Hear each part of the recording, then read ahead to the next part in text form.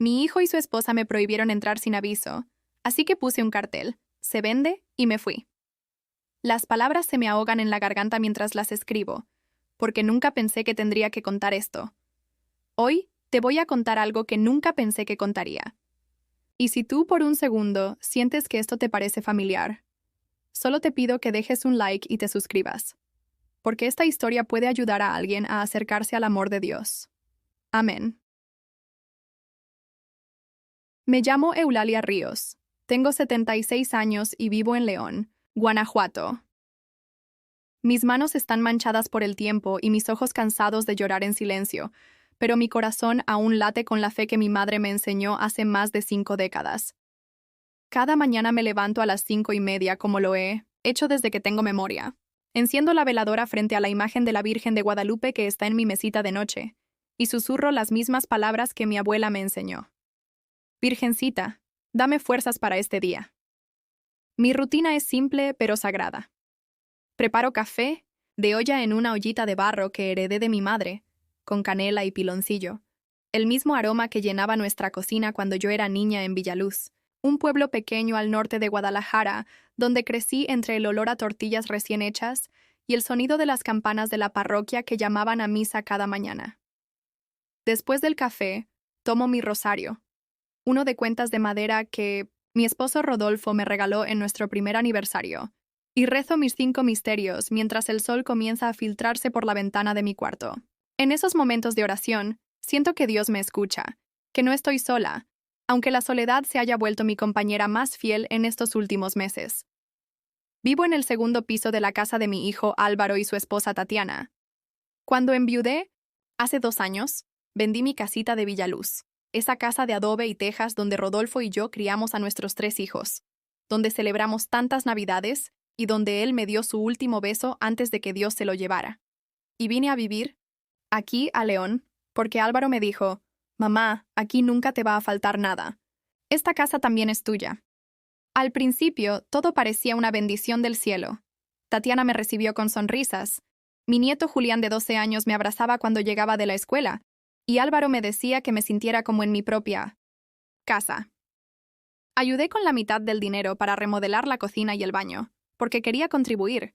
Quería que sintieran que su mamá no era una carga, sino una bendición. Con los ahorros de toda una vida, los mismos pesos que Rodolfo y yo guardamos centavo a centavo vendiendo elotes y esquites en la plaza de Villaluz, pude darles esa ayuda. Pero bastaron 6 meses para que empezara a notar que, aunque dormía bajo su techo, yo ya no tenía llave para entrar en sus corazones. Todo cambió una tarde de marzo, cuando regresaba de la misa de 5 en la parroquia de San Sebastián. El padre Ramírez había hablado sobre la paciencia y la fe, y yo venía con el corazón lleno de paz, cantando bajito Alma Misionera, mientras caminaba por las calles empedradas del centro histórico de León. Traía en mis manos un pequeño ramo de flores que había comprado para ponerle a la Virgen, margaritas blancas que me recordaban las que crecían en el patio de mi casa de Villaluz.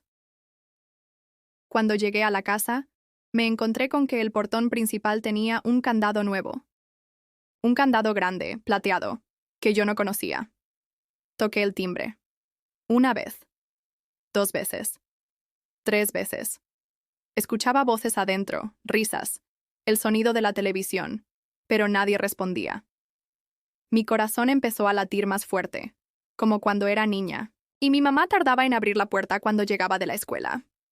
Finalmente, después de lo que me parecieron horas, pero fueron solo 10 minutos, Álvaro abrió el portón. Mi hijo de 45 años, alto como su papá, con esos ojos verdes que heredó de mi lado de la familia, me miró con una frialdad que jamás había visto antes. No me sonrió. No me preguntó cómo había estado en misa. No notó las flores que traía en las manos. «Mamá, no puedes llegar así, sin avisar. Esta casa ya no es como antes», me dijo con una voz que no reconocí, una voz dura, seca, como si le estuviera hablando a una extraña. «¿Cómo? Pero si vivo aquí arriba». Respondí sintiendo cómo las margaritas temblaban entre mis dedos. «Sí, pero Tatiana se incomoda. Dice que entras en momentos inapropiados». Siguió, sin mirarme a los ojos, como si las palabras le quemaran la boca. «¿Y mi nieto Julián? ¿Dónde está?», pregunté, porque siempre Cuando yo llegaba de misa, él corría a Ash, saludarme y a pedirme que le contara qué había dicho el padre. Está ocupado. Y por favor, la próxima vez, manda un mensaje primero, respondió Álvaro, ya cerrando el portón, como si yo fuera una vendedora ambulante molestando en su puerta. Ese día, no lloré. Me callé. Y fue peor. Porque cuando una madre se calla, Dios escucha más fuerte. Subí a mi cuarto con las piernas temblorosas, sintiendo cada escalón como una montaña. Las margaritas se habían marchitado en mis manos durante esos minutos de espera bajo el sol. Las puse en un vaso con agua, pero ya era tarde. Como mi lugar en esta casa, ya era tarde para revivirlas. Esa noche, me arrodillé frente a mi altar improvisado. La imagen de la Virgen de Guadalupe, una veladora roja, mi rosario y una foto de Rodolfo sonriendo. Y por primera vez en muchos años, no supe qué pedirle a Dios. ¿Paciencia? ¿Que mi familia me volviera a querer? ¿Que entendieran que solo necesitaba sentirme en casa? Las palabras no salían, solo lágrimas silenciosas que caían sobre las cuentas de madera de mi rosario, mientras afuera León seguía viviendo, con sus ruidos de coches y sus voces de familias cenando juntas, familias donde las madres no tenían que pedir permiso para entrar a su propia casa. Desde esa tarde del candado, comencé a recordar todo lo que había dado por esta familia. No por rencor, sino porque cuando te tratan como extraña en tu propia casa, la memoria se vuelve tu única testigo. Álvaro nació cuando yo tenía apenas 19 años. Rodolfo trabajaba en una fábrica de zapatos, y yo vendía tamales en la puerta de la escuela primaria de Villaluz para completar el gasto. Recuerdo las madrugadas preparando la masa de maíz, mis manos ardiendo por el vapor del tamalero, mientras Álvaro dormía en una cuna que su papá había hecho con cajones de madera. Cuando Álvaro cumplió 8 años y me dijo que quería estudiar en la escuela de los Padres Salesianos de Guadalajara, Rodolfo y yo vendimos nuestro único lujo, un radio de mesa que habíamos comprado para escuchar las novelas en las tardes. Con ese dinero pagamos su primer año de colegiatura. Yo caminaba 3 kilómetros diarios para llevarlo y traerlo, porque el camión costaba 2 pesos que necesitábamos para la comida. Durante sus años de preparatoria, trabajé de madrugada, haciendo tortillas en casa de doña Carmen, la vecina que tenía tortillería. Llegaba a las 4 de la mañana, con las manos entumidas por el frío, y trabajaba hasta las 8 para regresar a casa y prepararle el desayuno a mis hijos. Álvaro nunca supo que su uniforme nuevo cada año costaba mis noches de sueño. Cuando Cintosa se casó con Tatiana hace 15 años, yo vendí mis aretes de oro, los únicos que tenía, regalo de mi madre el día de mi boda, para pagarles la fiesta. No una fiesta grande, pero sí digna, con mariachi, mole poblano que yo misma preparé durante 3 días, y un pastel de 3 pisos que encargué en la mejor pastelería de León. Tatiana me abrazó ese día y me dijo: «Suegra, usted es como la mamá que nunca tuve». ¡Qué ironía! Suena ahora esa frase.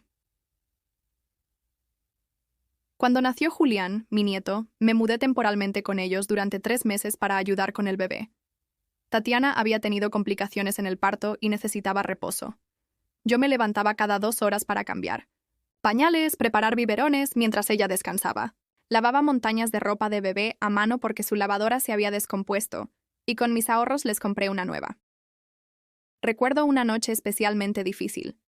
Julián había estado llorando durante horas con cólicos, y Tatiana estaba agotada. Álvaro tenía que trabajar temprano al día siguiente. Yo cargué al bebé toda la noche, caminando por la sala, cantándole las mismas canciones de cuna que le había cantado a sus tíos y a él cuando era pequeño. Duérmete, mi niño, duérmete, mi sol, duérmete, pedazo de mi corazón. Al amanecer, cuando por fin se quedó dormido, encontré a Tatiana en la cocina preparando café. «Suegra, no sé qué haríamos sin usted», me dijo con lágrimas en los ojos. «Es usted un ángel que Dios nos mandó». Yo le acaricié la mano y le dije: «Mija, para eso están las abuelas. Para amar sin condiciones». ¿Cómo se pueden olvidar esas palabras? Durante todos estos años, cada vez que tuvieron una emergencia, ahí estaba yo.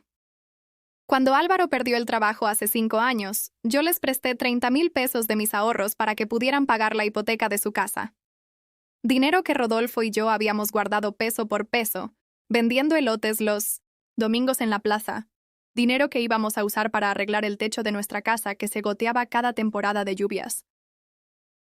Nunca me lo devolvieron, y nunca se los reclamé. Cuando Tatiana quiso estudiar una maestría en administración, yo me quedé cuidando a Julián todas las tardes durante 2 años. Lo recogía de la escuela, le ayudaba con las tareas, le preparaba la merienda, le leía cuentos antes de dormir. Éramos cómplices, él y yo. Me contaba sus sueños, sus miedos, sus travesuras. Abuela, cuando sea grande voy a construir una casa grandísima para que vivamos todos juntos, me decía, mientras yo le trenzaba los agujetas de sus zapatos. Todos, juntos, mi nieto. Sí, usted, papá, mamá y yo. Y vamos a tener un jardín con flores como las que le pone a la Virgen. Esas palabras se quedaron grabadas en mi corazón como una promesa que él hizo sin saber que los adultos a veces rompemos. Los sueños de los niños. Ahora, sentada en mi cuarto, viendo por la ventana el patio donde Julián ya no juega conmigo, me pregunto cuándo dejé de ser la abuela querida para convertirme en la señora que estorba. Fue gradual, como cuando una veladora se va, consumiendo. Al principio no lo notas, pero un día la llama es apenas un parpadeo. Comenzó con pequeñas cosas. Tatiana dejó de preguntarme si quería café cuando lo preparaba. Álvaro ya no me contaba cómo le había ido en el trabajo. Julián empezó a preferir quedarse en su cuarto con la tablet en lugar de bajar a platicar conmigo.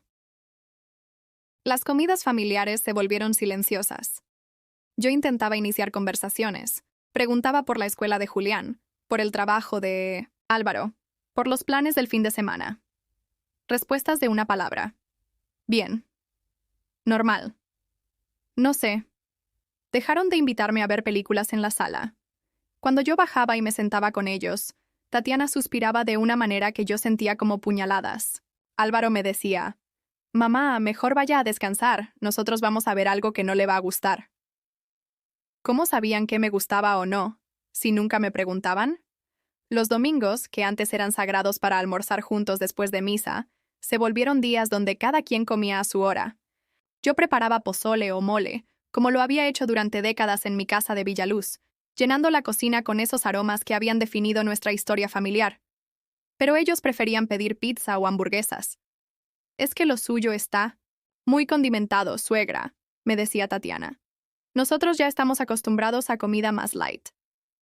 Mis recetas, las mismas que habían alimentado a generaciones de mi familia, se volvieron muy condimentadas para sus paladares modernos. Una tarde, mientras lavaba los trastes que habían dejado en el fregadero después del desayuno, encontré una conversación de WhatsApp abierta en el celular de Tatiana, que había quedado sobre la mesa. No quise leer, pero mis ojos alcanzaron a ver un mensaje que me atravesó el alma. «Ya no aguanto tener a la suegra aquí. Se mete en todo, pregunta demasiado, y cocina cosas que nadie come. Álvaro dice que no podemos correrla, pero esto ya no es vida». Mis manos temblaron tanto que casi se me cae el plato que estaba lavando. Me sequé las manos con el mandil, el mismo mandil floreado que usé durante 30 años en mi cocina de Villaluz, y subí a mi cuarto con el corazón partiéndose en pedazos. Esa noche, arrodillada frente a mi altar, le pedí a la Virgen de Guadalupe que me diera una señal. ¿Qué había hecho mal? ¿Por qué el amor que había dado toda la vida ahora se sentía como una carga para quienes más amaba? Abrí mi Biblia en una página al azar, como hacía mi madre cuando buscaba respuestas. Cayó en el Salmo 27. Aunque mi padre y mi madre me abandonen, el Señor me recogerá. Lágrimas silenciosas rodaron por mis mejillas mientras entendía que tal vez Dios me estaba preparando para algo que mi corazón aún no quería aceptar. Afuera, León seguía su ritmo nocturno, pero adentro de esta casa, yo empezaba a sentirme como una extraña en mi propia historia. Después de leer ese mensaje, algo se rompió dentro de mí. No fue dramático, no grité ni confronté a nadie. Fue como cuando se revienta una tubería vieja. Al principio solo gotea, pero poco a poco el daño se extiende hasta que toda la estructura se ve afectada. Desde aquel día del candado, comencé a pedir permiso para estar en la casa donde había pagado la mitad de la remodelación. Me convertí en una visitante en mi propio hogar. Las mañanas se volvieron campos minados de humillaciones silenciosas. Bajaba a las 6 para preparar mi inai, café de olla como había hecho toda la vida, pero Tatiana aparecía en pijama con cara de fastidio. «Suegra, ¿puede hacer menos ruido?» «Los niños necesitan descansar», me decía, aunque Julián se levantaba a las 7 para ir a la escuela. Yo susurraba disculpas y preparaba mi café en silencio, sintiendo cada movimiento de la cuchara contra la taza como si fuera un crimen. El aroma de canela y piloncillo que antes llenaba la cocina con calidez, ahora se sentía como una transgresión. «Y por favor», agregaba Tatiana, «use las tazas de plástico. Las de porcelana son del juego bueno». Las tazas de porcelana que yo les había regalado en su 3er aniversario, compradas con el dinero que gané vendiendo servilletas bordadas en el mercado de Villaluz durante meses. Si cocinaba algo para mí, inmediatamente llegaban los comentarios. «¿Qué es eso que huele tan fuerte?» «Aquí todos somos intolerantes al gluten», decía Tatiana, aunque yo solo estuviera haciendo un huevo revuelto con cebolla. «Es que los olores se quedan impregnados en las cortinas, mamá», agregaba Álvaro, como si mis comidas fueran gases tóxicos contaminando su ambiente perfecto. Un día preparé chiles rellenos, la receta que mi madre me enseñó y que durante décadas había sido el platillo favorito de Álvaro. Los mismos chiles que le preparaba cuando era niño y llegaba de la escuela con hambre, los mismos que pedía cada vez que venía a visitarme a Villaluz. Cuando el aroma llenó la casa, Julián bajó siguiendo el olor. «Huele súper rico, abuela. ¿Qué está cocinando?» Antes de que pudiera responder, Tatiana apareció como un rayo. «Julián, ve a tu cuarto. Ya sabes que no debes comer esas cosas. Te van a hacer daño al estómago». «Pero mamá, huele delicioso. Que te vayas a tu cuarto», gritó Tatiana con una violencia que me heló la sangre. Mi nieto me miró con esos ojos verdes idénticos a los de su padre, llenos de confusión y tristeza, antes de subir corriendo las escaleras. Yo me quedé ahí parada, con los chiles, humildeándose en el sartén, sintiéndome como una criminal por querer alimentar a mi nieto. Las tardes eran igual de dolorosas. Intentaba ver televisión en la sala, pero cada vez que me acomodaba en el sofá, Tatiana cambiaba de canal bruscamente. «Ay, suegra, esos programas están muy anticuados. Mejor ponemos algo más actual», decía, cambiando mi telenovela de las 4 por reality shows donde la gente se gritaba y se faltaba al respeto. Cuando yo sacaba mi rosario para rezar mientras veía televisión, como había hecho durante décadas, Tatiana suspiraba teatralmente. «¿Otra vez con esas cadenitas? Parece brujería», murmuraba lo suficientemente fuerte para que yo la escuchara. Además, esa energía tan pesada atrasa el ambiente. Mi rosario de cuentas de madera, el mismo que Rodolfo me había regalado y con el que había rezado por la salud de todos ellos durante años, se había convertido en brujería que atrasaba el ambiente. Los domingos eran especialmente crueles. Yo me arreglaba para ir a misa de 8 en la parroquia de San Sebastián, poniéndome mi vestido azul marino favorito y mis zapatos negros de piso, los únicos que no me lastimaban los pies hinchados. Caminaba las 12 cuadras porque el camión costaba 7 pesos que prefería ahorrar. Al regresar, encontraba la casa vacía. Sin avisos, sin invitaciones, se habían ido a desayunar a algún restaurante o a casa de los padres de Tatiana. Yo subía a mi cuarto con el alma partida, calentaba un huevo en el microondas y comía sola, viendo por la ventana a las familias del barrio que regresaban juntas de sus paseos dominicales. Una tarde, mientras regresaba de comprar medicina en 1900 de la farmacia, porque mis pastillas para la presión se habían terminado y necesitaba tomarlas todos los días, escuché voces en el patio. Me asomé discretamente por la ventana de mi cuarto y vi a Álvaro, Tatiana y Julián organizando una carne asada. Habían invitado a los vecinos. Había música, risas, el olor delicioso de la carne en las brasas. Nadie me había avisado. Nadie me había invitado. Bajé con una sonrisa temblorosa, pensando que tal vez había sido un olvido. «Qué bueno que están haciendo carne asada. ¿En qué puedo ayudar?», pregunté con el entusiasmo que una abuela debe tener en las reuniones familiares. El silencio fue tan espeso que se podía cortar con cuchillo. Los vecinos me miraron con esa mezcla de pena y incomodidad que la gente siente cuando presencia humillaciones ajenas. «Ay, suegra», dijo Tatiana con una sonrisa falsa que no llegaba a sus ojos. Ya que bajó, ¿Puede cuidar a los niños? Un ratito. Nos faltó niñera y necesitamos que alguien los vigile mientras nosotros atendemos a los invitados. Los niños de los vecinos, que no conocía, que no eran mi responsabilidad, mientras mi propia familia me convertía en la empleada doméstica de su reunión social. Mi hijo no dijo nada.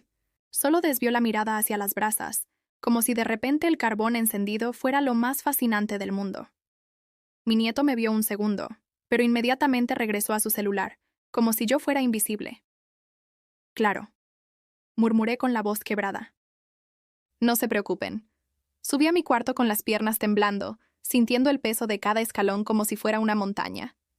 Detrás de mí, la fiesta continuó sin mi presencia. Las risas se hicieron más fuertes, la música más alegre, como si mi ausencia hubiera liberado a todos de una carga incómoda. Esa noche, mientras ellos seguían festejando en el patio hasta altas horas, yo me senté en mi cama mirando las fotos que tenía en mi mesita de noche. Álvaro de niño, sonriente, abrazándome después de su primera comunión. Julián de bebé en mis brazos, durmiendo pacíficamente mientras yo le cantaba nanas. Tatiana el día de su boda, abrazándome y diciéndome que era como la madre que nunca tuvo.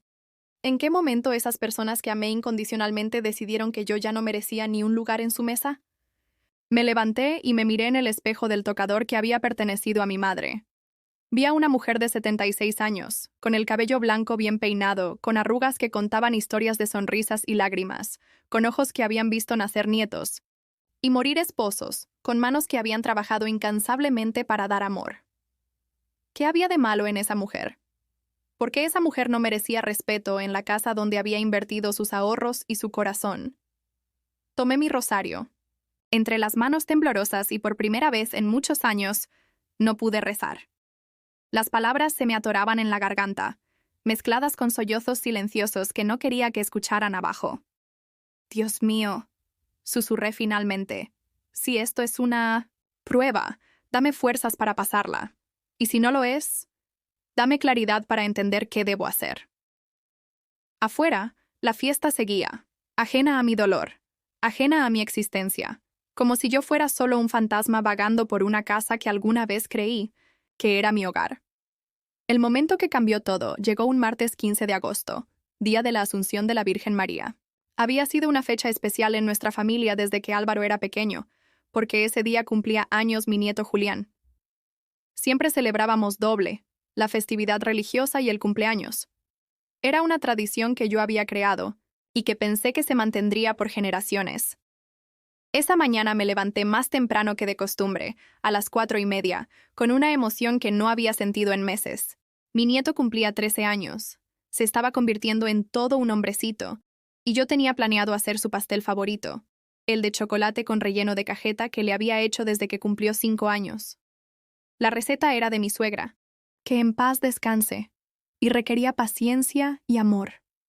5 huevos batidos a punto de nieve, chocolate de mesa derretido a baño María, harina cernida 3 veces, y la cajeta hecha en casa con leche de cabra que compraba en el mercado de San Juan de Dios. Comencé a preparar todo en silencio, con el cuidado de quien realiza un ritual sagrado. Mientras batía los huevos, recordaba todos los cumpleaños anteriores de Julián, cuando cumplió 6 y me pidió que le pusiera 13 velitas para ser más grande. Cuando cumplió 8 y sopló las velas pidiendo un deseo que me susurró al oído: que mi abuela viva para siempre. Cuando cumplió 10 y me abrazó diciéndome que era la mejor abuela del mundo. El aroma del chocolate llenó la cocina, mezclándose con el olor de la cajeta que se cocinaba lentamente en la estufa. Era un perfume de amor, de tradición, de memorias dulces que habían definido nuestra historia familiar. Mientras el pastel se horneaba, decoré la casa modestamente. Compré globos azules y dorados con mis pocos ahorros. Corté flores del pequeño jardín del patio, unas margaritas que había plantado cuando me mudé aquí, y preparé una pancarta que decía «Feliz cumpleaños, Julián», con marcadores, de colores que encontré en un cajón. Me bañé y me puse mi vestido lila favorito, el que Rodolfo me había regalado en nuestro 20º aniversario de bodas, el que siempre me hacía sentir elegante y especial. Me peiné con cuidado. Me puse un poquito de rouge en las mejillas y mis aretes de perlas, los únicos que me quedaban después de venderlos de oro. A las 2 de la tarde, cuando calculé que ya era una hora apropiada para una fiesta de cumpleaños, bajé con el pastel en las manos. Estaba perfecto. 3 pisos de chocolate decorado con rosas de merengue que había hecho con mis propias manos. 13 velitas de colores esperando ser encendidas. Pero cuando llegué a la sala, me encontré con una escena que hasta el día de hoy me corta la respiración. La casa estaba llena de gente. Música alta. Globos por todos lados, pero no los míos, sino globos metálicos en forma de números gigantes. Niños corriendo por todas partes. Adultos conversando con copas en las manos. Una mesa larga llena de comida que yo no había preparado. Pizza, hamburguesas, nachos, refrescos, un pastel gigante de fondant con diseños de videojuegos. Era la fiesta de cumpleaños de mi nieto. Una fiesta a la que no había sido invitada. Una fiesta que estaba sucediendo en la casa donde yo vivía y de la cual yo no sabía nada. Me quedé parada en las escaleras, con mi pastel casero en las manos, vestida con mi mejor vestido, sintiendo como si el mundo se hubiera detenido a mi alrededor. Las voces se escuchaban lejanas, como si estuviera bajo el agua. Mi corazón latía tan fuerte que pensé que todos lo iban a escuchar. Tatiana fue la primera en verme. Sus ojos se abrieron, con una mezcla de sorpresa y molestia que no se molestó en disimular. «Ay, suegra, ya que bajó, ¿puede cuidar a los niños un ratito? Se nos olvidó contratar animador y necesitamos que alguien los entretenga mientras nosotros atendemos a los invitados adultos», me dijo sin siquiera mirar el pastel que llevaba en las manos, como si yo fuera la empleada doméstica que acababa de llegar a trabajar. Los invitados me miraron con esa expresión incómoda que pone la gente cuando presencia algo vergonzoso. Algunas señoras murmuraron entre ellas, otras desviaron la mirada hacia sus platos. Busqué a Álvaro con los ojos. Mi hijo estaba junto a la mesa del buffet, sirviendo refrescos y riendo con sus amigos. Cuando nuestras miradas se cruzaron, vi algo que me partió el alma: incomodidad. Mi presencia lo incomodaba en la fiesta de su propio hijo. «Álvaro», lo llamé con la voz temblorosa. «Traje el pastel de Julián, su pastel de chocolate favorito». Mi hijo se acercó, pero no con la sonrisa que yo esperaba. Se acercó con la prisa de quien quiere resolver un problema rápido. «Mamá, ya compramos pastel», me dijo bajito, como si fuera un secreto vergonzoso. «Ese que traes, mejor guárdalo para después». «Pero hijo, es su cumpleaños. Es la tradición. Todos los años le hago su pastel». «Mamá, por favor», me interrumpió con una voz que jamás había usado conmigo. «No hagas una escena. Los invitados van a pensar cosas raras». ¿Una escena? ¿Hacer su pastel de cumpleaños era hacer una escena? Busqué a Julián entre la multitud. Mi nieto estaba en el sofá con 3 amigos, todos pegados a sus celulares y tablets jugando videojuegos en línea. Cuando me vio, levantó la vista por un segundo. «Hola, abuela», me dijo con una sonrisa rápida antes de volver a su pantalla. «Julián, mi amor, te hice tu pastel favorito. El de chocolate con cajeta, ¿te acuerdas?» «Ah, sí, gracias», respondió sin levantar la vista del juego. «Pero ahorita estoy ocupado con mis amigos». Ocupado. Mi nieto estaba ocupado para mí en su propio cumpleaños. Una de las madres de los invitados, una señora rubia con ropa cara que no conocía, se acercó a Tatiana. «¿Y esta señora quién es?», preguntó sin bajar la voz, como si yo fuera invisible. «Es mi suegra», respondió Tatiana con el tono que se usa para explicar la presencia de algo molesto pero inevitable. «Vive aquí arriba. Esta señora. Vive aquí arriba. No soy la abuela de Julián. No soy la madre de Álvaro. Soy esta señora que vive aquí arriba». Subí a mi cuarto con las piernas temblando, cargando el pastel que había hecho con tanto amor, sintiendo cada escalón como una montaña. Detrás de mí la fiesta continuó como si nada hubiera pasado, como si mi presencia y mi ausencia fueran exactamente lo mismo. Me senté en mi cama, con el pastel sobre mis piernas, y por primera vez en muchos años lloré sin intentar contenerme. Lloré por todos los cumpleaños que había celebrado con ilusión, por todas las tradiciones que pensé que eran importantes para mi familia, por todos los años que dediqué a crear memorias que aparentemente solo importaban para mí. Tomé una de las velitas del pastel y la encendí con el encendedor que usaba para las veladoras de mi altar. En la soledad de mi cuarto, le canté las mañanitas a mi nieto. con la voz quebrada pero con todo el amor que llevaba dentro. Las mañanitas que cantaba el rey David, hoy por ser día de tu santo te las cantamos a ti. Cuando terminé la canción, soplé la velita y pedí un deseo, que Dios me diera la fuerza para entender qué debía hacer. Esa noche, cuando la fiesta terminó y la casa recuperó su silencio, escuché pasos en las escaleras. Era Julián, que subía a su cuarto. Se detuvo frente a mi puerta y tocó suavemente. «Abuela, ¿puedo pasar?» «Claro, mi nieto». Entró con los ojos bajos, como cuando era pequeño y sabía que había hecho algo malo. «Abuela, ¿me guarda? ¿Un pedazo de su pastel? Se ve más rico que el que compraron». Le corté un pedazo grande y se lo di en uno de mis platos. Se lo comió ahí mismo, sentado en mi cama, y cuando terminó me dijo: «Abuela, lamento que no la invitaran a mi fiesta. Yo no sabía que no sabía usted. Pensé que no quería bajar». ¿Tú qué opinas, Julián? ¿Crees que yo no querría estar en el cumpleaños de mi nieto favorito? Se quedó callado un momento, procesando la pregunta con esa sabiduría que a veces tienen los niños. «No, abuela, usted siempre está en mis cumpleaños, desde que tengo memoria». «Así es, mi amor. Siempre he estado y siempre querré estar». «Entonces, ¿por qué mamá y papá?» No terminó la pregunta, pero yo entendí. Julián, a sus 13 años, estaba empezando a darse cuenta de que algo no estaba bien en el trato que me daban sus padres. «No lo sé, mi nieto, pero no es tu responsabilidad. Tú solo concéntrate en crecer sano y feliz».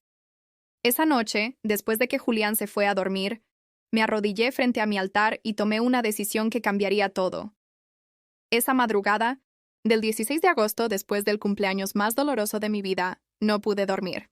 Me quedé sentada en mi cama hasta que el sol comenzó a filtrarse por la ventana, con mi Biblia abierta en las manos y el corazón partido, pero extrañamente sereno. Había estado leyendo el libro de Ruth, la historia de una mujer que tuvo que tomar decisiones difíciles para preservar su dignidad. «No me ruegues que te deje o que me aparte de ti», decía Ruth. Pero yo me encontraba en la situación opuesta. Eran ellos los que me habían apartado, los que me rogaban silenciosamente que desapareciera de sus vidas. A las 6 de la mañana, cuando escuché que Álvaro se levantaba para ir al trabajo, bajé a la cocina. Él estaba preparándose un café instantáneo, apurado como siempre, revisando su celular mientras desayunaba una barra de granola. «Buenos días, hijo», le dije con una calma que me sorprendió a mí misma. «Buenos días, mamá», respondió, sin levantar la vista del teléfono. «Necesitamos hablar». Algo en mi tono debe haberle llamado la atención, porque por primera vez en meses me miró directamente a los ojos. «Mamá, si es por lo de ayer, ya te dije que no fue personal. Es que los tiempos han cambiado. Las fiestas ya no son como antes». «Álvaro», lo interrumpí con firmeza, «no vine a discutir sobre la fiesta. Vine a informarte una decisión». Se puso tenso. En 45 años de vida, yo nunca le había hablado así. Siempre había sido la madre comprensiva, la que cedía, la que se adaptaba a todo. ¿Qué decisión? Me voy a mudar. Esta situación ya no funciona para ninguno de nosotros.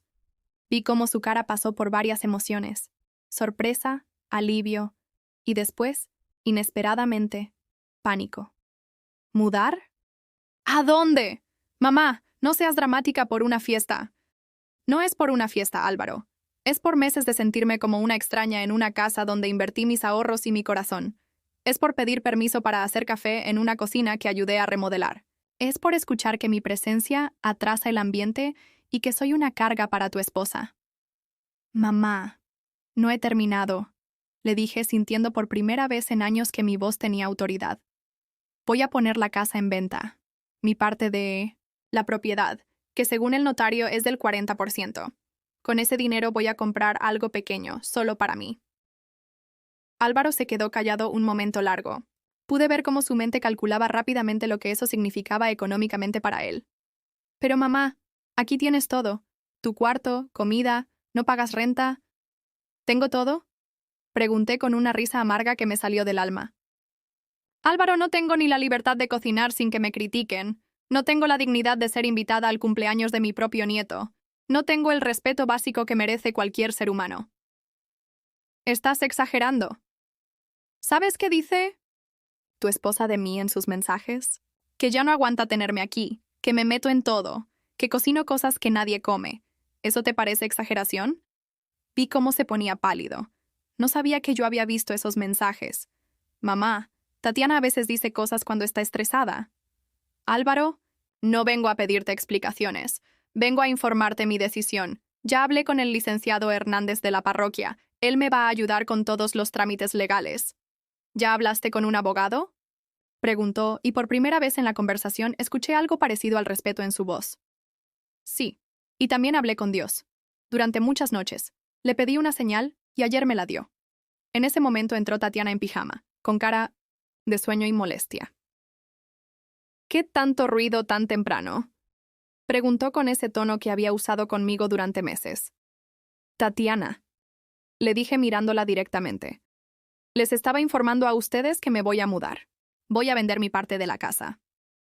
Su cara cambió completamente. La molestia se convirtió en alarma. ¿Vender? ¿Pero por qué? Si aquí está usted perfecta. ¿Perfecta? Repetí la palabra como si fuera veneno. Tatiana, durante meses me has hecho sentir como una intrusa en una casa donde invertí mis ahorros. Me has tratado como a una empleada doméstica gratuita. Ayer convertiste el cumpleaños de mi nieto en la humillación más grande de mi vida. Suegra, yo nunca... No me llames suegra con esa voz melosa ahora, le dije con una firmeza que no sabía que tenía. Durante meses me has dicho que mi comida huele mal, que mi rosario parece brujería, que mi presencia atrasa el ambiente. Pues ya no van a tener que preocuparse por eso. Tatiana miró a Álvaro buscando apoyo, pero mi hijo estaba procesando las implicaciones económicas de mi decisión. Mamá, seamos racionales, intentó de nuevo. Podemos arreglar las cosas, hablar, poner reglas claras. ¿Reglas? Álvaro, yo no necesito reglas para vivir con dignidad. Necesito respeto, y eso es algo que ustedes decidieron no darme hace mucho tiempo. ¿Y a dónde se va a ir? Preguntó Tatiana, ya sin disimular su desesperación. Usted no conoce a nadie en León aparte de nosotros. Eso no es tu problema, Tatiana. Durante 76 años me las arreglé sola. Creo que puedo seguir haciéndolo. Álvaro intentó una última vez. Mamá, piénsalo bien. No tomes. Decisiones apresuradas por un malentendido. ¿Un malentendido? Me levanté de la mesa, sintiendo una energía que no había sentido en meses. Álvaro, ayer tu hijo, mi nieto, me preguntó por qué no lo habían invitado a su propia fiesta. Un niño de 13 años se dio cuenta de la injusticia antes que su propio padre. Esas palabras lo golpearon como una bofetada. Por primera vez vi culpa genuina en sus ojos. ¿Julián dijo eso? Julián es el único en esta casa que todavía me trata como a un ser humano. Irónicamente, es el más joven de todos ustedes. Subí a mi cuarto y por primera vez en meses. Cerré la puerta con seguro. Me arrodillé frente a mi altar, con el corazón latiendo fuerte, pero con una paz extraña llenando mi pecho. Señor, recé, no sé si estoy haciendo lo correcto, pero ya no puedo vivir sin dignidad. Si este es tu plan para mí, dame fuerzas para llevarlo adelante. Esa tarde, mientras ellos hablaban en susurros en la sala, yo saqué mis documentos importantes del cajón donde los guardaba. Mi acta de nacimiento, mi acta de matrimonio, los papeles de la casa de Villaluz, el contrato de venta, los recibos de las transferencias que había hecho para la remodelación de esta casa. Todo estaba en orden. Yo no era una anciana desorientada tomando decisiones emocionales. Era una mujer de 76 años que había contribuido económicamente a esta propiedad y que tenía todo el derecho legal de reclamar su parte. Al día siguiente, miércoles 17 de agosto, me levanté temprano y me vestí con mi mejor ropa. Mi vestido azul marino, mis zapatos negros, mi bolsa de piel que Rodolfo me había regalado hace 10 años. Me peiné con cuidado y me puse un poco de rouge. Caminé hasta el despacho del licenciado Hernández, un hombre mayor que había conocido en la parroquia y que se especializaba en ayudar a gente de la tercera edad con problemas legales. Señora Eulalia, me dijo con una sonrisa amable. Platíqueme exactamente qué está pasando. Le conté todo, desde mi llegada a León después de enviudar, hasta la fiesta del día anterior. El licenciado me escuchó con atención, tomando notas, asintiendo con la cabeza. Señora, usted tiene todos los derechos legales para vender su parte de la propiedad, me confirmó. Los documentos que me trajo son claros. Usted aportó el 40% del valor de la casa, tanto en la compra inicial como en las remodelaciones. ¿Y ellos pueden impedirlo? No, pero van a tener que comprarle su parte o aceptar que se venda toda la propiedad para dividir las ganancias. Por primera vez en meses, sonreí con ganas. ¿Cuánto tiempo tardaría el proceso? Si su hijo acepta comprarle su parte, podríamos resolverlo en un mes. Si se niega y tenemos que ir por la vía legal, tal vez 3 meses. Perfecto. Empecemos hoy mismo. Esa noche regresé a casa con una sensación de libertad que no había experimentado desde la muerte de Rodolfo. Por primera vez en mucho tiempo, yo había tomado el control de mi vida. Álvaro y Tatiana me esperaban en la sala, con caras largas y documentos extendidos sobre la mesa de centro. Mamá, me dijo Álvaro cuando entré. Tenemos que hablar. Cuando entré a la sala esa noche del miércoles, la tensión se podía cortar con cuchillo. Álvaro y Tatiana estaban sentados en el sofá como dos niños regañados esperando el castigo, con papeles esparcidos sobre la mesa, de centro y calculadoras a medio usar. Siéntate, mamá, me dijo Álvaro con una voz que intentaba sonar autoritaria pero que se quebraba por los nervios. Tenemos que resolver esto como familia. ¿Como familia? Pregunté mientras me acomodaba en el sillón individual, el mismo donde durante meses había sido tratada como visitante indeseada. Qué interesante que ahora recordemos que somos familia. Tatiana se removió incómoda en su asiento. Tenía los ojos hinchados, como si hubiera estado llorando, y las uñas mordidas hasta la carne.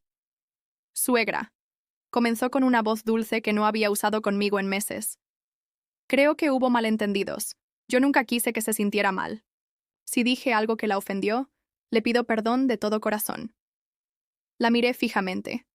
Era la misma mujer que había dicho que mi rosario parecía brujería, que mis comidas contaminaban el ambiente, que mi presencia atrasaba su energía.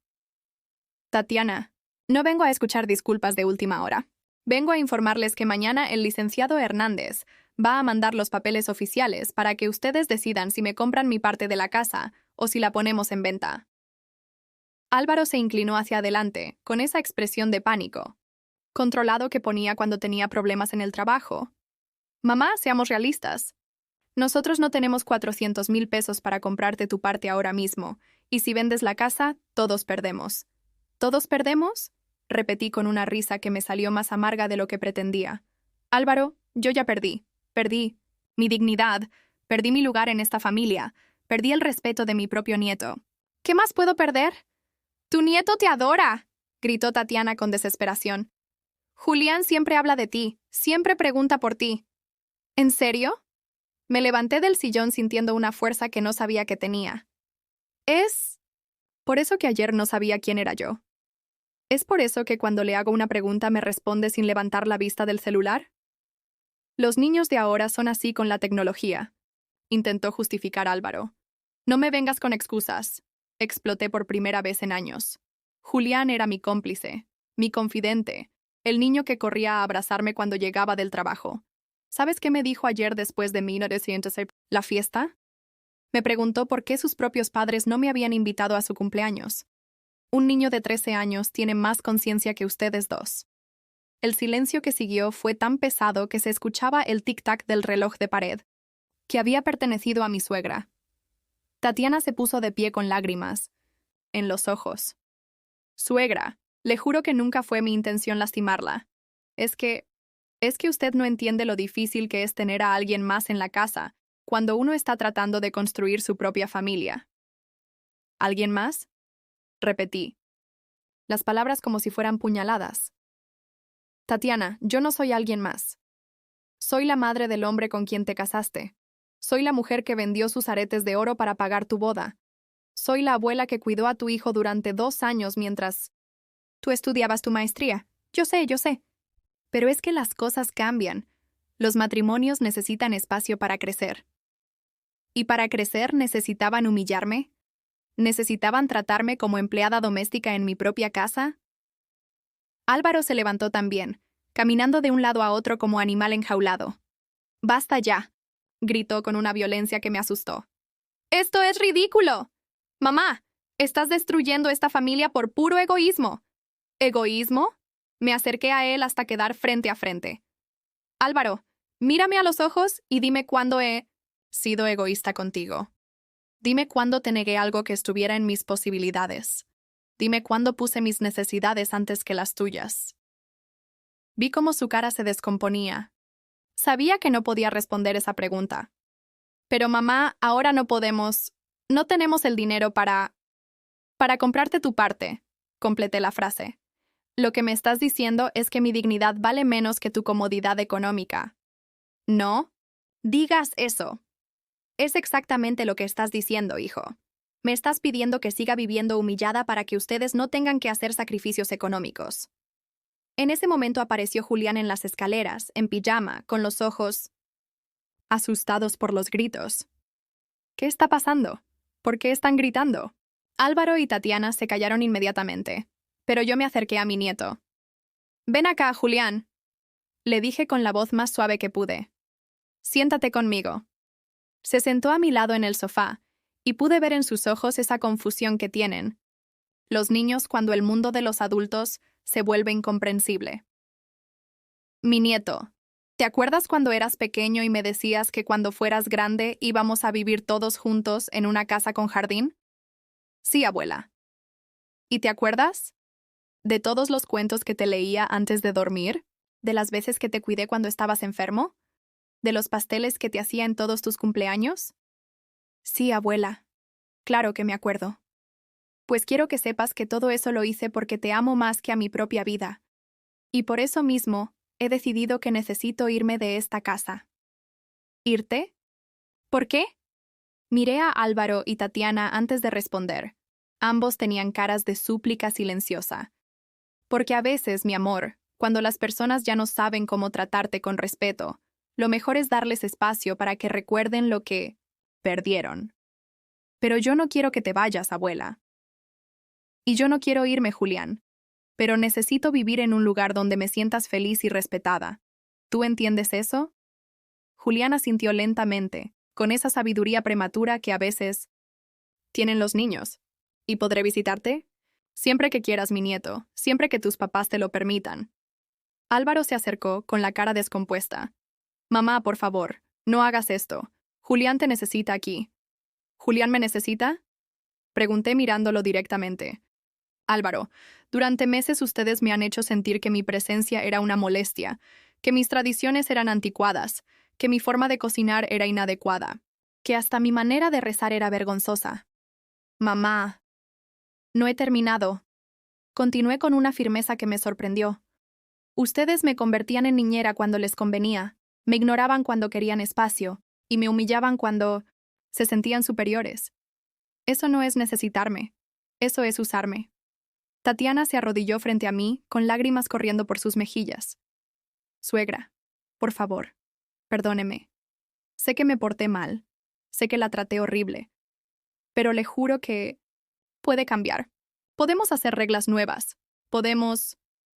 «Tatiana», la interrumpí con suavidad pero firmeza. «El perdón no significa que tenga que seguir permitiendo que me lastimen. Yo las perdono, a ti y a mi hijo, porque mi fe me lo pide. Pero perdonar no significa olvidar, y definitivamente no significa quedarme en una situación que destruye mi dignidad». «Entonces, ¿ya decidiste?», preguntó Álvaro con la voz quebrada. «¿No hay nada que podamos hacer para que te quedes?». Me levanté del sofá, tomé las manos de mi nieto entre las mías y lo miré a los ojos.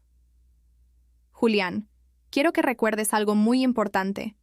A las personas que amamos las tratamos con respeto, con cariño, con consideración. No porque nos conviene, sino porque el amor verdadero se demuestra en las acciones diarias, en los pequeños gestos, en la manera como hablamos y como escuchamos». «Sí, abuela. Y quiero que sepas que tú eres lo más precioso que tengo en esta vida. Pero precisamente porque te amo tanto, Necesito enseñarte que ninguna persona debe aceptar ser tratada sin dignidad, ni siquiera por familia. Me volteé hacia Álvaro y Tatiana. Mañana van a recibir los papeles del abogado. Tienen 30 días para decidir si me compran mi parte o si ponemos la casa en venta. No es venganza, no es castigo. Es simplemente una mujer de 76 años que decidió que merece vivir sus últimos años con tranquilidad y respeto. Subí a mi cuarto con pasos firmes, cerré la puerta y por primera vez en meses, dormí toda la noche sin despertarme angustiada. Al día siguiente, cuando bajé a desayunar, encontré sobre la mesa un sobre con mi nombre escrito en la letra de Álvaro. Adentro había un cheque por 400,000 pesos y una nota que decía: Mamá, preferimos comprarte tu parte a perderte para siempre. Esperamos que algún día puedas perdonarnos y regresar a casa. Por primera vez en mucho tiempo, lloré lágrimas de alivio en lugar de lágrimas de dolor. El cheque de 400,000 pesos cambió todo, pero no de la manera que Álvaro y Tatiana esperaban. No me quedé, no perdoné y olvidé como si nada hubiera pasado. Ese dinero representaba algo mucho más importante que la suma de pesos. Representaba mi libertad. 3 días después de recibir el cheque, encontré una casita, perfecta en el barrio de San Juan de los Lagos, a 20 minutos del centro de León. Era pequeña pero luminosa, con 2 recámaras, una cocina amplia y, lo más importante, un jardín trasero donde podía plantar las flores que quisiera, sin pedirle permiso a nadie.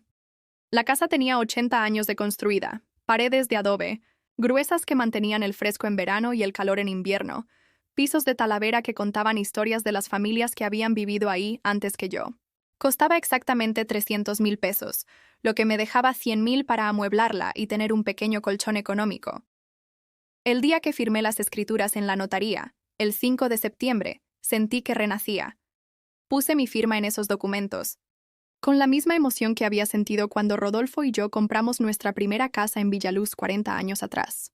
Pero esta vez era diferente. Esta casa era completamente mía, comprada con mi dinero, donde yo pondría las reglas.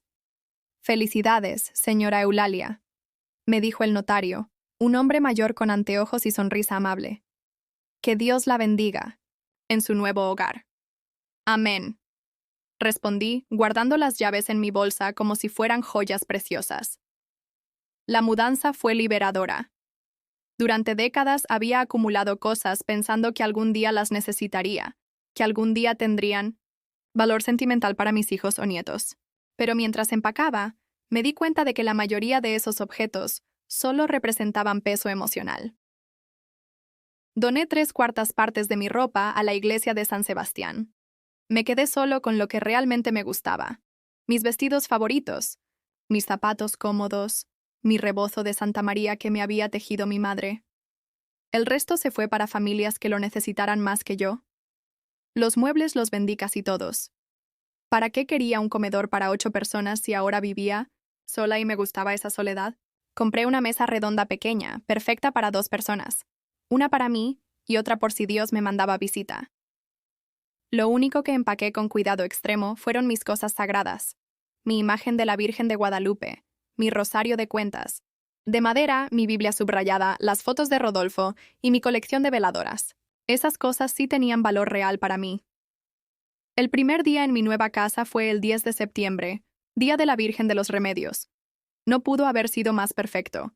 Me levanté a las 5 de la mañana, como siempre, pero esta vez no tuve que susurrar para no molestar a nadie.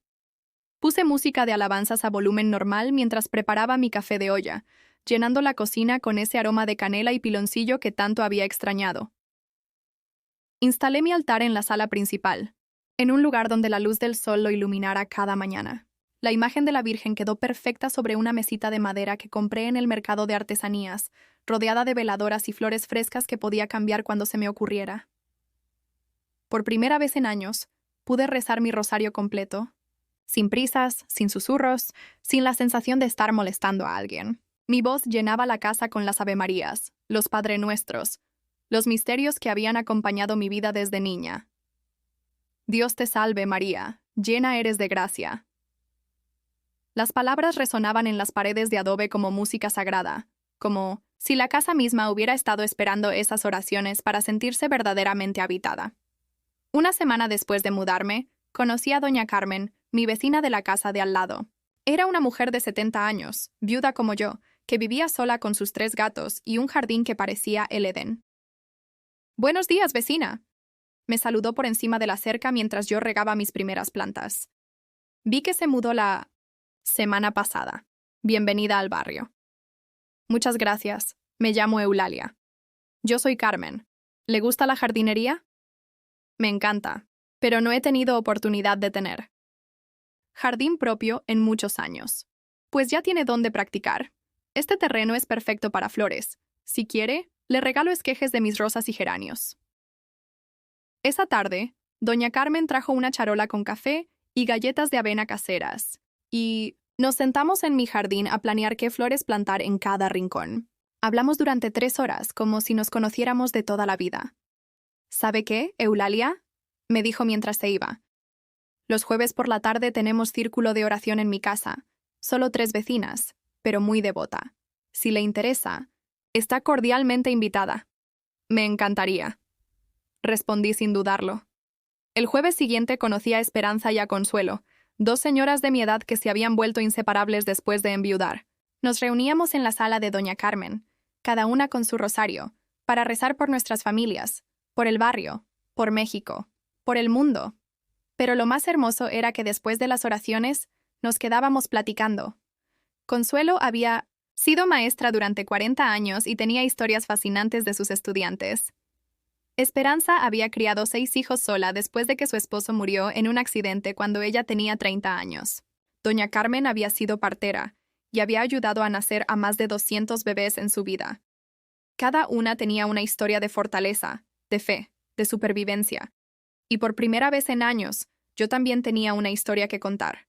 La historia de una mujer que había recuperado su dignidad. ¿Sabes qué, Eulalia?, me dijo Esperanza una tarde. Tu historia me recuerda al Salmo 23. Aunque ande en valle de sombra de muerte, no temeré mal alguno, porque tú estarás conmigo. Es cierto, agregó Consuelo. Dios nunca nos abandona, aunque a veces parezca que sí. Un mes después de mudarme, decidí hacer algo que nunca había hecho: viajar sola. Con parte de mis ahorros me inscribí en una peregrinación a la Basílica de Guadalupe que organizaba la parroquia de San Juan de los Lagos. El autobús salió un viernes a las 5 de la mañana. Éramos 40 peregrinos. La mayoría mujeres, mayores como yo, todas con la misma emoción de ir a ver a la morenita del Tepeyac. Durante el viaje cantamos alabanzas, rezamos rosarios, compartimos comida que cada una había preparado. Yo llevé tamales oaxaqueños que había aprendido a hacer viendo videos en YouTube, porque a los 76 años también se pueden aprender cosas nuevas. Estos tamales están deliciosos, me dijo doña Refugio, una señora de 1960, Irapuato que iba en el asiento de atrás. ¿Dónde aprendió a hacerlos así? En Internet, respondí con orgullo. Mi nieto me enseñó a usar YouTube. Todas se rieron, pero no con burla, sino con cariño. Éramos un grupo de mujeres que habíamos decidido que la edad no era obstáculo para seguir aprendiendo, para seguir creciendo, para seguir buscando a Dios. En la basílica, me arrodillé frente a la imagen original de la Virgen de Guadalupe y lloré como no había llorado en años, pero estas no eran lágrimas de dolor, sino de gratitud pura. Virgencita linda, le recé en silencio. Gracias por darme fuerzas para salir de donde no me valoraban. Gracias por enseñarme que el amor propio no es egoísmo cuando está acompañado de perdón. Gracias por esta nueva vida que me has regalado. Cuando regresé a León el domingo por la noche, mi casita me recibió con el aroma de las flores que había plantado, con el silencio que me respetaba, con la paz que había estado buscando sin saberlo durante tanto tiempo. Esa noche, mientras preparaba mi cena, un caldo de pollo sencillo, pero hecho con amor para mí misma, sonó mi teléfono. Era un número que reconocí inmediatamente. Abuela, soy Julián. Mi nieto. ¿Cómo estás, mi amor? Bien, abuela. Oiga, ¿puedo ir a visitarla el sábado? Mamá dice que sí, si usted quiere. Mi corazón se llenó de una alegría, tan pura que pensé que se me iba a salir del pecho. Por supuesto que quiero, Julián. Te voy a hacer tu pastel favorito. ¿El de chocolate con cajeta? El mismo. Y te voy a enseñar mi jardín. Planté margaritas como las que le ponía a la Virgen en Villaluz. ¡Qué padre, abuela! Ya quiero verla.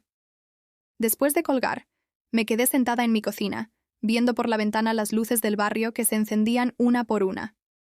Por primera vez en mucho tiempo, el futuro se veía lleno de posibilidades hermosas. Había encontrado algo que no sabía que había perdido. La paz de vivir de acuerdo con mis propios valores.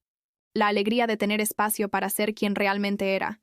La bendición de amistades que me valoraban por lo que soy en lugar de tolerarme por obligación. Y sobre todo, había recuperado mi relación íntima con Dios. Esa conversación diaria, que se había vuelto susurros angustiados y ahora volvía a ser diálogo de confianza y gratitud. Esa noche, arrodillada frente a mi altar en mi propia sala, recé con una paz que no había sentido en años. Señor, gracias por enseñarme que tu amor me da derecho a ser tratada con dignidad, que el perdón no significa permitir el maltrato, que a los 76 años todavía puedo empezar de nuevo si pongo mi confianza en ti. Amén. Han pasado 8 meses desde que me mudé a mi casita en San Juan de los Lagos. 8 meses en los que he redescubierto quién soy cuando nadie me está juzgando, criticando o tratando de cambiarme. Esta mañana me levanté, como siempre, a las 5:30. Pero ahora mis mañanas tienen un sabor diferente. Enciendo mi veladora sin temer despertar a nadie. Preparo mi café de olla dejando que el aroma de canela llene toda la casa. Rezo mis 5 misterios con voz clara, sin susurros, sintiendo cómo cada Ave María resuena en las paredes de adobe que han aprendido a conocer mis oraciones. Mi jardín se ha convertido en mi mayor alegría. Las rosas que me regaló doña Carmen han florecido en colores que no sabía que existían. Rojas como la sangre de Cristo, blancas como la pureza de María, amarillas como el sol que Dios nos regala cada mañana. Los geranios llenan el aire, con su perfume, y las margaritas que planté en memoria de mi casa de Villaluz crecen altas y fuertes, como mi espíritu renacido. Julián viene a visitarme cada sábado. Es nuestra cita sagrada, solo él y yo, como en los viejos tiempos. Me ayuda en el jardín, me enseña cosas de su celular que a mí me parecen magia, y yo le cocino sus platillos favoritos sin que nadie me diga que huelen muy fuerte o que son muy condimentados. El sábado pasado, mientras hacíamos chiles rellenos juntos, él cortando los chiles y yo preparando la mezcla, me dijo algo que me llegó al alma. Abuela, ¿sabe qué? Mis papás ahora hablan diferente de usted. ¿Cómo es eso, mi nieto? Antes parecía que la veían como un problema. Ahora hablan de usted con respeto. Mamá dice que usted fue muy valiente al irse. Papá dice que aprendió lo que significa valorar a las personas cuando las tienes, no cuando las pierdes. Me quedé callada un momento, procesando esas palabras. No era satisfacción lo que sentía, sino una profunda paz. No había luchado para que me pidieran perdón o para que reconocieran mi valor. Había luchado por mi dignidad, y al hacerlo, sin buscarlo, había recuperado también su respeto. ¿Y tú qué opinas, Julián? Yo opino que hizo bien, abuela. En la escuela nos enseñan que nadie debe aceptar maltrato, ni siquiera de la familia, y yo vi cómo la trataban. No estaba bien. Mi nieto de 13 años había entendido algo que a los adultos nos tomó meses comprender, que el amor verdadero no se demuestra con tolerancia al abuso, sino con respeto mutuo. Las tardes de jueves con mis amigas del círculo de oración se han vuelto la luz de mi semana. Doña Carmen, Esperanza, Consuelo y ahora también María Elena, una señora que se mudó al barrio hace 2 meses, formamos una pequeña comunidad de fe que trasciende las paredes de cualquier iglesia. Ayer, después de rezar por nuestras familias y por el mundo, Esperanza nos contó que su hijo menor, el que vive en Estados Unidos, por fin va a venir a visitarla después de 5 años. ¿Sabes qué es lo más hermoso? Nos dijo con lágrimas de alegría. Que viene porque quiere, no porque se sienta obligado.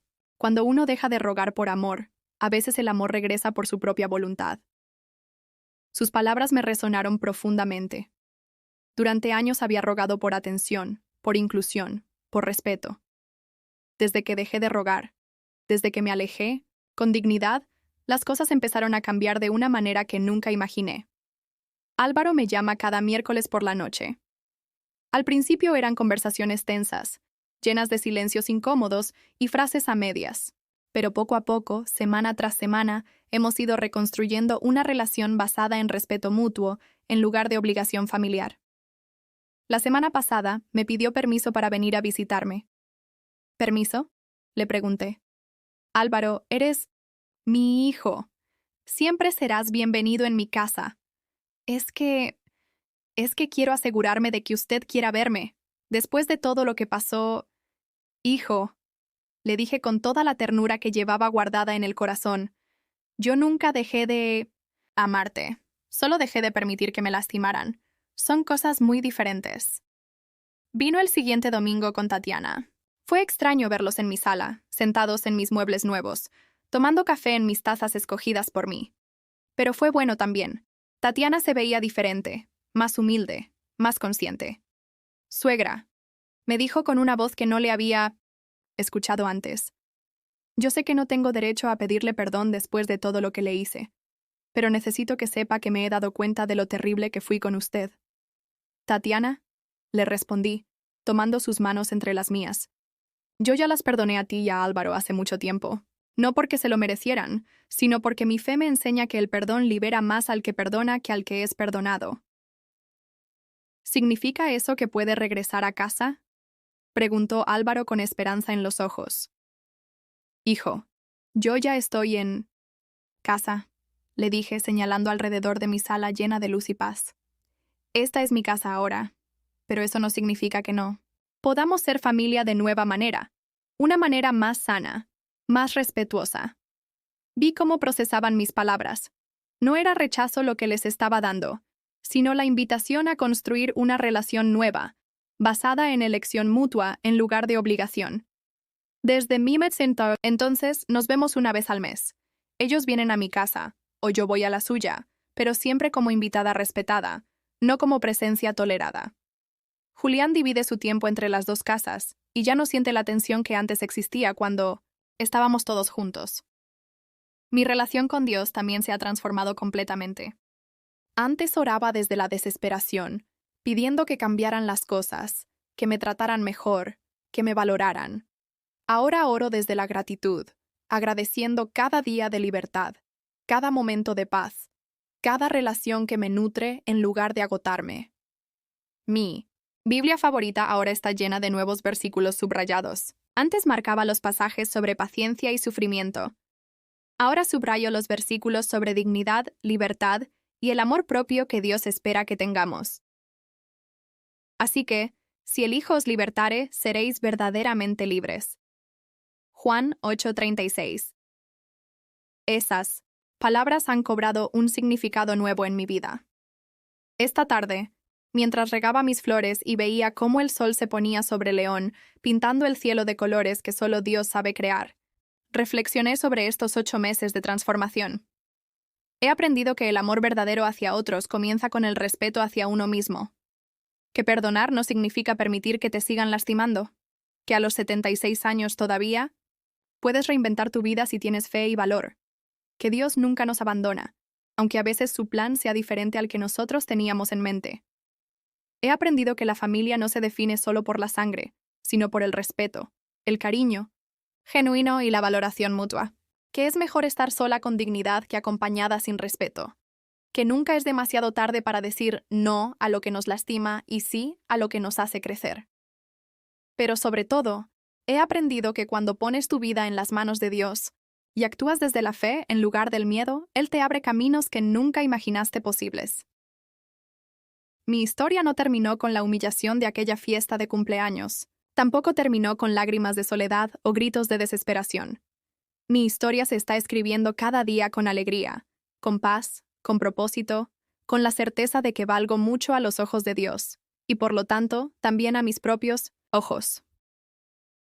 Ahora, mientras escribo estas líneas en mi cocina llena del aroma de café de olla y con el sonido de las campanas de la iglesia de San Juan de los Lagos, llamando a misa de 7, quiero preguntarte algo.